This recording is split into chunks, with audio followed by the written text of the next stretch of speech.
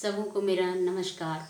आज का topic Indian evidence act 1872 जिसका शीर्षक है सील कब सुसंगत है, जिससे संबंधित सेक्शन 52 से 55 में वर्णन किया गया है, उसके बारे में हम अध्ययन करेंगे। उसके बाद हम उससे रिलेटेड क्वेश्चन देखेंगे जो बिहार एपीओ मेंस के परीक्षा में पूछा जा चुका है।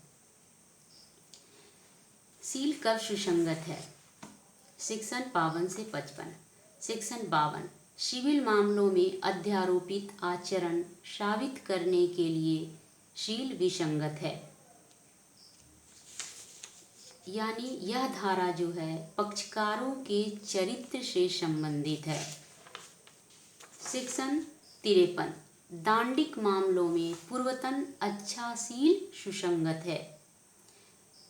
इसका मतलब है कि यदि कोई व्यक्ति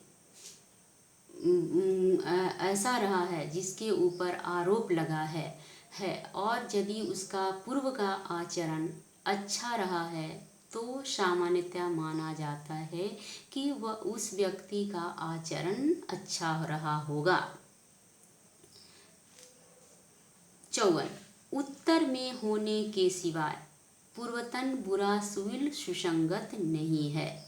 दांडिक कार्यवाही में यह तथ्य कि अभियुक्त व्यक्ति बुरे सील का है विसंगत है जब तक कि यह साक्ष्य न दिया गया हो कि वह अच्छे सील का है जिसके दिए जाने की दशा में वह सुसंगत हो जाता।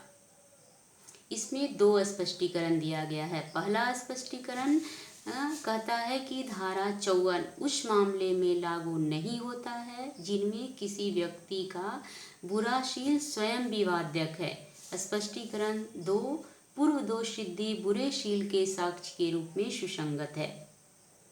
55 नुकसानी पर प्रभाव डालने वाला सील सिविल मामलों में यह तथ्य कि किसी व्यक्ति का सील ऐसा है जिससे नुकसानी की रकम पर जो उसे मिलनी चाहिए थी प्रभाव पड़ता है सुसंगत है।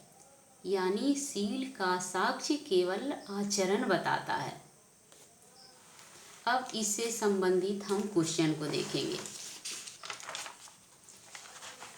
पक्षकारों के चरित्र कब सुसंगत हैं?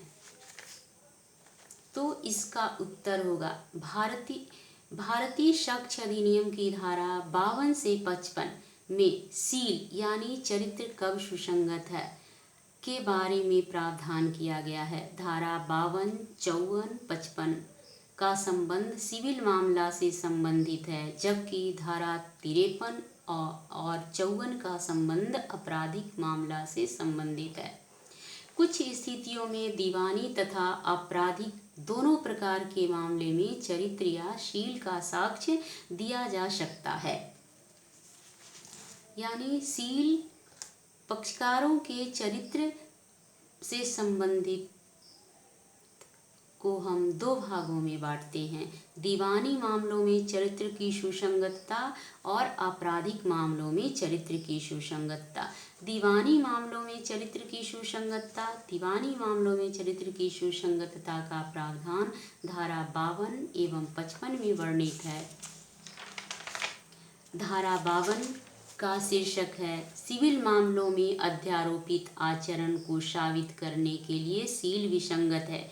धारा 52 कहता है कि सिविल मामलों में वाद के किसी पक्षकार का सील उसके आचरण की संभाव्यता अथवा असंभाव्यता को सिद्ध करने के लिए विसंगत है, परंतु जहां सील स्वयं वाद का विषय हो तो सील का साक्ष्य निश्चित रूप से दिया जा सकता है। धारा 52 इस सामान्य नियम प्रतिपादित करता है कि पक्षकारों को सील का साक्ष्य देने के लिए नहीं कहा जाएगा, क्योंकि यह एक दूरवर्ती साक्ष्य है। सील का साक्ष्य किसी विवाद्य को निश्चित करने में कोई सहायता तो नहीं देते हैं, क्योंकि इससे कुछ हानिकारक निष्कर्ष ही निकलता है। इस संबंध में प्रोफेसर वीर बोर ने कहा है कि न्यायालय का कार्य मामलों का परीक्षण करना है, न कि व्यक्ति का।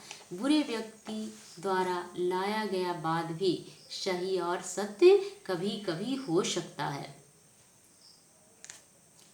सामान्य नियम यह है कि दीवानी मामलों में शील का साक्ष्य विसंगत होता है, परंतु इस सामान्य नियम के अपवाद हैं।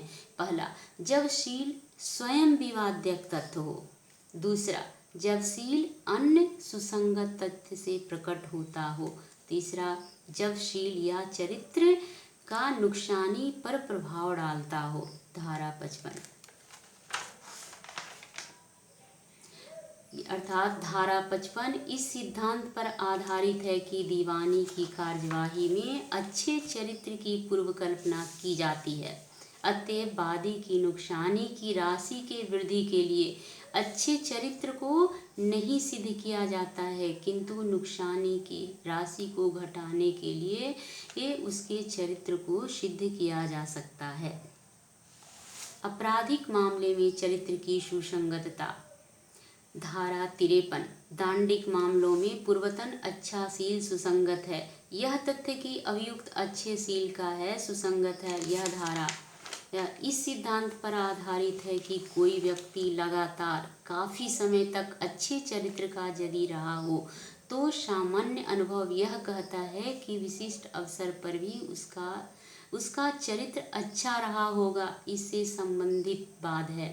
हबीब मोहम्मद बनाम हैदराबाद राज्य के मामले में न्यायालय ने निर्णय दिया कि आपराधिक मामले में किसी व्यक्ति का चरित्र बहुधा उसके आचरण को स्पष्ट करने में तथा उसकी निर्दोषिता एवं आपराधिकता को विचारने में बहुत उपयोगी होता है।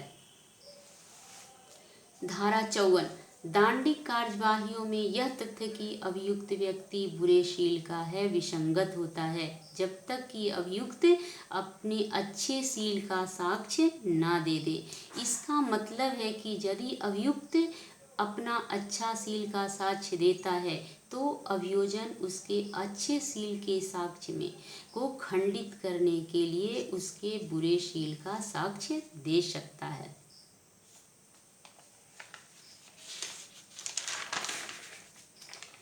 इसमें अब दूसरा प्रश्न है कि क्या एक पक्षकार द्वारा अपने चरित्र को साबित करते समय दूसरे पक्षकार को यह विकल्प मौजूद रहता है कि वह पक्षकार के शील का साक्ष्य दे सकता है? इसका उत्तर होगा हाँ। निम्नलिखित दशाओं में एक पक्षकार द्वारा अपने चरित्र को साबित करते समय दूसरे पक्षकार को यह विकल्प मौजूद रहता है कि वह पक्षकार के शील का साक्ष्य दे। में पहला है अच्छे शील के प्रभाव को समाप्त करने के लिए, जिसका वर्णन धारा 54 में है। जैसे यदि चोरी की संपत्ति प्राप्त करने का किसी पर आरोप है तो यह तर्क दे सकता है कि अभियुक्त जो है सच्चरित व्यक्ति का है और उसकी अच्छी ख्याति रही है। दूसरा, जब शील स्वयं विवाद्यक हो। धारा 54 का स्पष्टीकरण 1 कहता है कि जबकि अभियुक्त का बुरा शील खुद ही विवाद्यक हो तो अभियुक्त के बुरे शील का साक्ष्य दिया जा सकता है। पूर्व दोष सिद्धि की साक्ष्य में ग्राह्यता। धारा 55 के स्पष्टीकरण 2 में यह कहा गया है कि पूर्व दोष सिद्धि बुरे शील के साक्ष्य के रूप में सुसंगत है। चौथा पॉइंट, जब शील का साक्ष्य अन्यथा सुसंगत हो। धारा 6 से 55 में तक बताए गए सिद्धांत के अनुसार सभी प्रकार के सुसंगत तथ्यों का साक्ष्य दिया जा सकता है, भले ही वह अभियुक्त के बुरे शील को प्रकट करता हो। जहाँ पूर्व दोष सिद्धि बुरे शील के साक्ष्य के रूप में सुसंगत हो वहाँ पर भी शील का साक्ष्य सुसंगत होता है। Thank you.